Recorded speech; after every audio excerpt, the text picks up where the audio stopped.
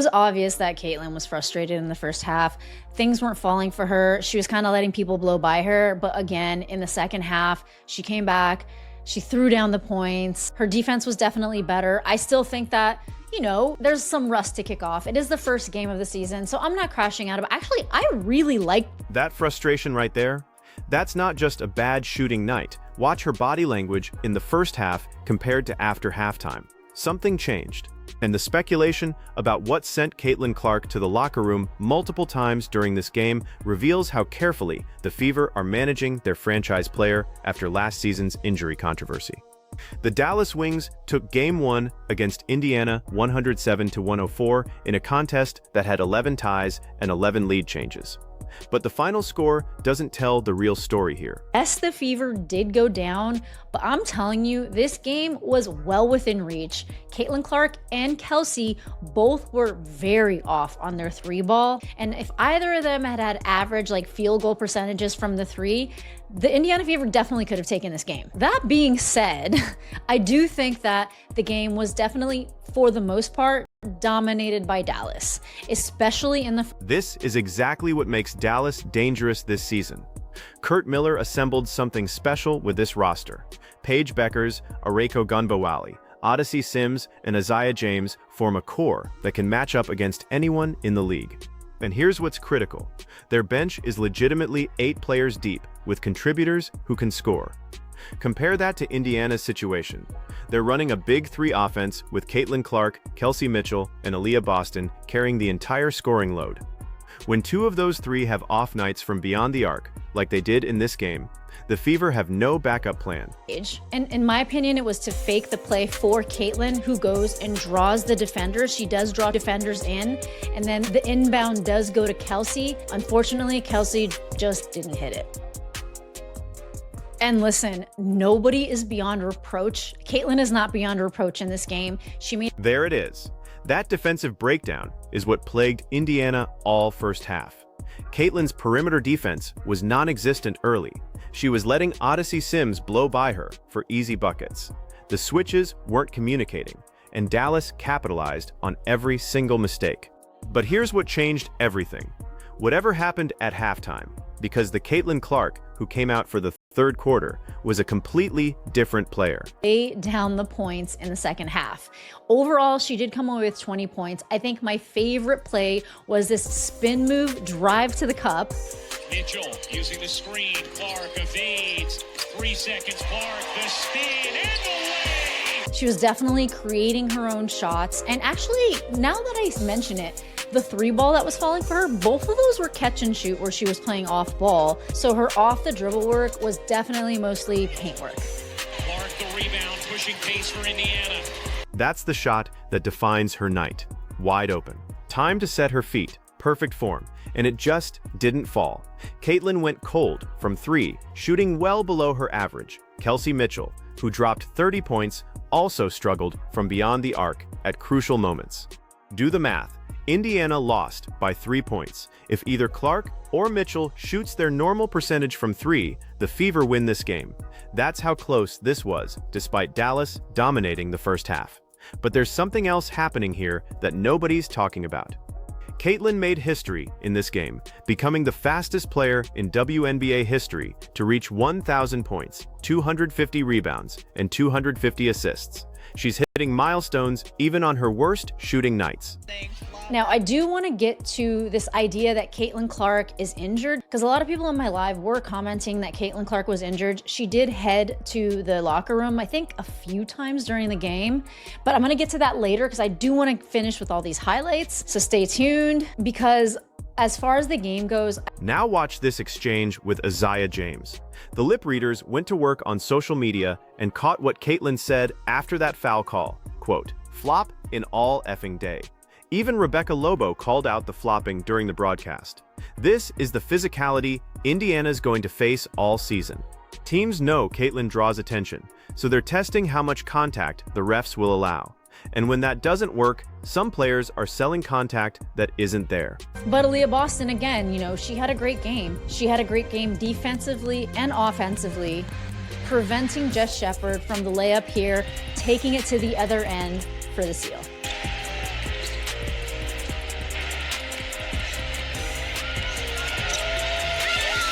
She even took a three and knocked it down. The handoff for Boston, the pocket pass back. Boston, she got it. And again, this is what I love to see from Aliyah Boston. Aliyah Boston put up 23 points in just 26 minutes. That's elite efficiency. She added 4 rebounds, 3 assists, 3 steals, and a block. She was protecting the rim, finishing at the basket, and even knocked down a three-pointer. But here's the problem. She's on an unofficial minutes restriction because of her injury from Unrivaled. The Fever can't play her the full load yet. So when she sits, they're forced to rely on Misha Hines-Allen, who gives you rebounding but doesn't provide the same offensive threat or rim protection. That rotation issue cost Indiana multiple possessions where Dallas scored easy buckets in the paint.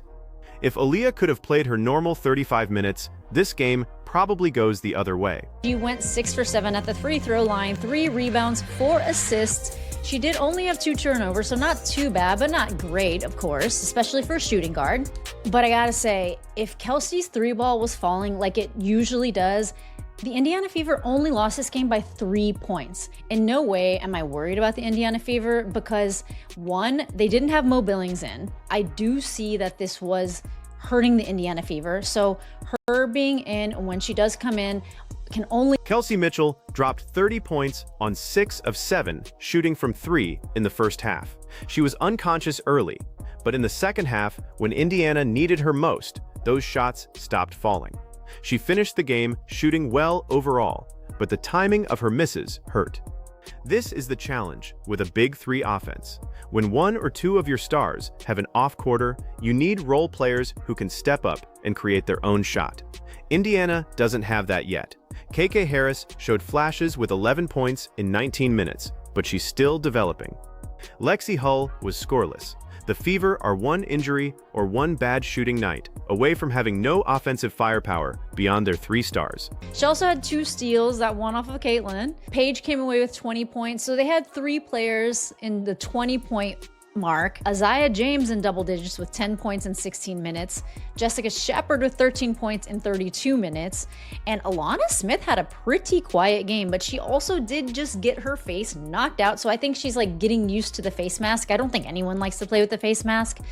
But she was in for 20 minutes and 6 points, and she did kind of get worked by the Indiana Fever for sure. So that's important to note that Alana Smith didn't have a good game. This is where the speculation started. Caitlyn made multiple trips to the locker room during the game. She was wearing a black heating pad. Reporters immediately started asking questions about injury concerns, especially given what happened last season with the Fever's handling of her health. But listen to what she said after the game. She clarified it was just back maintenance, getting adjustments because her back gets out of alignment quickly. Standard injury prevention protocol. And that very often to me signals, okay, your legs maybe aren't doing the job that they're doing, because especially for women get their power to shoot threes. Believe me, I go shoot hoops all the time, and I like it. Knocking down a 3 for me is like using a lot of energy and it's all from my legs. So that is always in the back of my mind. But Stephanie White also had an extended commentary about what's going on with Caitlyn Clark, and here's what she said. It turns out ABC, your colleagues and mine actually, were saying that, according to others who watched, hip flexor potentially and or groin. That went over the airwaves. Can you clarify exactly what was going on with Caitlyn? Thanks. Yeah, Stephanie White provided even more context. She explained this is part of maintaining Caitlyn's body mechanically. When you're young, improper mechanics don't get exposed until something happens. They're working on getting her body aligned correctly, which requires regular adjustments during games. White emphasized this isn't specific to Caitlyn. Multiple players on the roster go back for adjustments mid-game. The difference is Caitlyn's the franchise player, so every time she leaves the court, it creates speculation. But here's what the Fever PR team made very clear. Anything said on the broadcast about potential injuries was pure speculation. They shut that down immediately. Like a way too early prediction, but I could totally see her in talks for possibly being the most improved player. Of course, I'll wait till later to really solidly say that, but I've been so impressed with, I was impressed with her last season. Her and JJ Quinlerly had a lot of really good games. But I was thinking it's because the Dallas Wings like mostly sucked a little bit. Not sucked, I'm sorry. That's a little too harsh. But this season, Aliyah James is really showing her athleticism. She's knocking down threes. But Paige just looked so good out there. This was a really good game for Paige. Bullying Sophie in the paint, going around Caitlyn, drawing fouls, making difficult shots. And Enrique. Now let's talk about what Dallas did right, because this wasn't just Indiana playing poorly. The Wings have legitimate depth that's going to surprise people this season. Paige Beckers put up 20 points and looked completely comfortable running the offense. Ariko Gumbawali added 22 points with 5 assists. Odyssey Sims came off the bench for 20 points in 26 minutes and was picking apart Indiana's defense all night. Aliyah James dropped 10 points in just 16 minutes. That's 4 players in double digits with legitimate scoring ability, and their bench includes Maddie Siegrist, who is killing it in preseason, Alicia Clark providing veteran presence, and Owik Kuer as a developing big who could be special. Compare that roster depth to Indiana's bench, and you see the problem. The Fever need Monique Billings healthy, and in the rotation immediately. Her elite screen setting alone would create the space Caitlyn and Kelsey need to get open looks. Look at everything, adjust anything. So this could very well be exactly what they're saying that it is. But I think that people are gonna definitely be paying attention to that in the games. Overall, there were definitely a lot of weird decisions that the Indiana Fever made.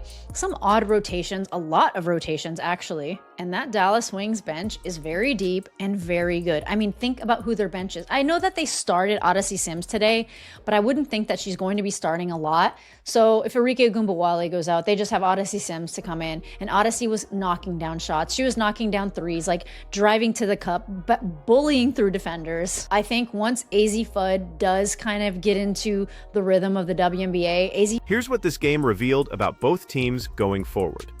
Dallas is legitimately good. They're not sneaking up on anyone. That roster has the talent and depth to make a playoff run. Kurt Miller built a team that can play multiple styles and has scoring options at every position. Indiana, on the other hand, showed they can compete with anyone when their big three are clicking. But they also exposed critical weaknesses. Their perimeter defense needs work. Their rotations are still being figured out. And they're too dependent on 3 players carrying the entire offensive load.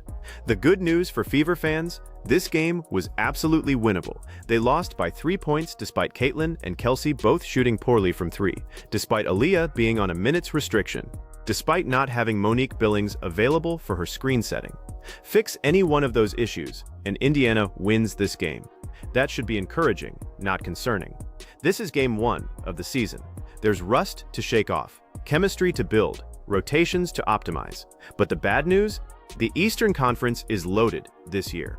Every game matters, and if the Fever are going to make a deep playoff run, they need to figure out their depth issues fast.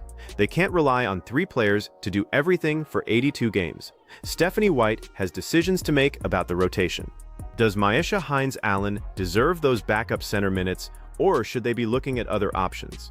Can Lexi Hull develop into a consistent scoring threat, or is she just a defensive specialist?